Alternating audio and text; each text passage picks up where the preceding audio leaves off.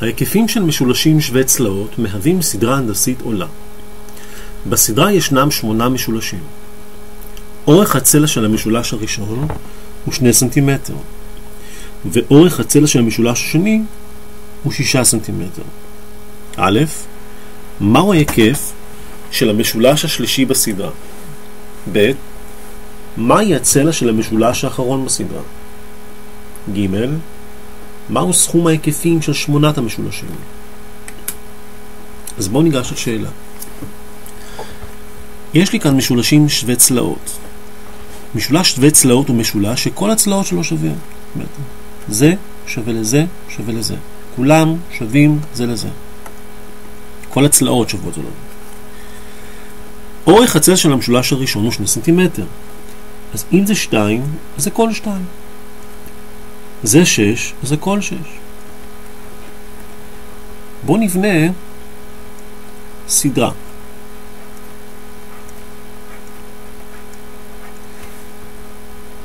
פה יש לי 2, נכון? הצלע הוא 2. ופה הצלע הוא 6. זה מהווה סדרה הנדסית, לכן זה יהיה 3. וגם פה זה 3, וגם פה זה 3. וכל אחד מהם זה 3. לכן אורך הצלע כאן הוא 2, פה זה 6, ולכן פה זה יהיה 18. פה זה יהיה 54, וכו'. לכן ההיקף של המשולש השלישי יהיה 18 ועוד 18 ועוד 18. היקף נסמן באות P. 18 ועוד 18 ועוד 18. נקבל 54 סנטימטר. ב', מהי הצלע של המשולש האחרון? כלומר, מהי הצלע של המשולש השמיני? 1, 2, 3, 4, 5, 6, 7, 8. נכפיל ב3, 54 כפול 3, נקבל 162. כפול 3, 486. כפול 3, 1458.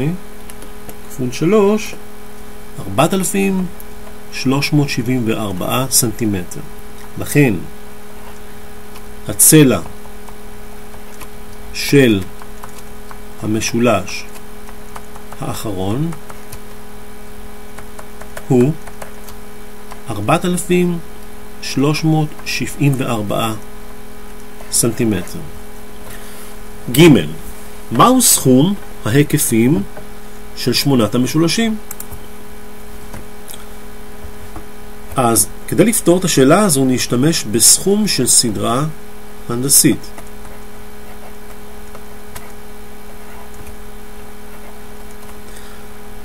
ההיקף הראשון הוא שווה ל-6. אתם זוכרים? כי 2 ועוד 2 ועוד 2 זה 6. מנת ההיקפים, המנה, זה 3. n זה 8, כי יש לנו 8 משולשים. נציב בנוסחה ונקבל A1 זה 6, Q זה 3 בחזקת 8 פחות 1, חלקי 3 פחות 1, נעשה זאת במחשבון. 6 כפול, נפתח סוגריים, 3 כובע 8 מינוס 1, נעשה שווה. אם נעשה את זה במחשבון, נקבל ככה. 6 כפול, נפתח סוגריים, 3 כובע 8 פחות 1, כל זה ייתן לי 39,360.